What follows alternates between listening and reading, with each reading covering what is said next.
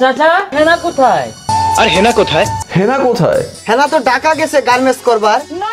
চাচা হেনা কোথায়? ইদানিং সোশ্যাল মিডিয়ায় সংলাপটি ব্যাপকভাবে আলোচিত হচ্ছে। আর হেনা কোথায়? 96 সালে মুক্তি পাওয়া প্রেমের সমাধি সিনেমায় সংলাপটি ছিল। বিয়ে হয়ে গেছে।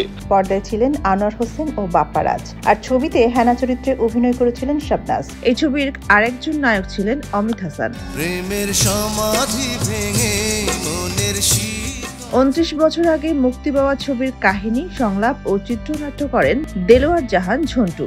সম্প্রতি ভাইরাল হওয়া প্রেমের সমাধি ছবি সেই ভিডিও ক্লিপে দেখা যায় সিনেমার এক পর্যায়ে নায়ক বকুল দীর্ঘদিন পর বাড়ি ফিরে তার প্রেমিকা হেনার বাড়ি সাজানো দেখতে পান।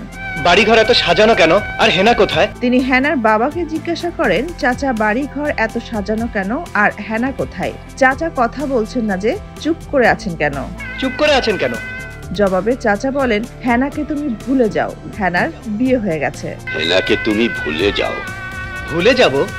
বকুল তখন আবেগাপ্লুত হয়ে বলেন, না না, হেনার বিয়ে হতে পারে না, আমি বিশ্বাস করি না, আমি বিশ্বাস করি না। হেনার বিয়ে হতে পারে না, আমি বিশ্বাস করি না। দীর্ঘদিন পর এই সংলাপটি সামাজিক মাধ্যমে আবার জনপ্রিয়তা পেয়েছে। আমি বিশ্বাস করি না। অনেকেই এই দৃশ্যের ভিডিও ক্লিপ শেয়ার করে মজার মজার কমেন্ট করছেন। তবে ঠিক কী কারণে এই সংলাপটি হঠাৎ করে ভাইরাল হলো তা স্পষ্ট নয়।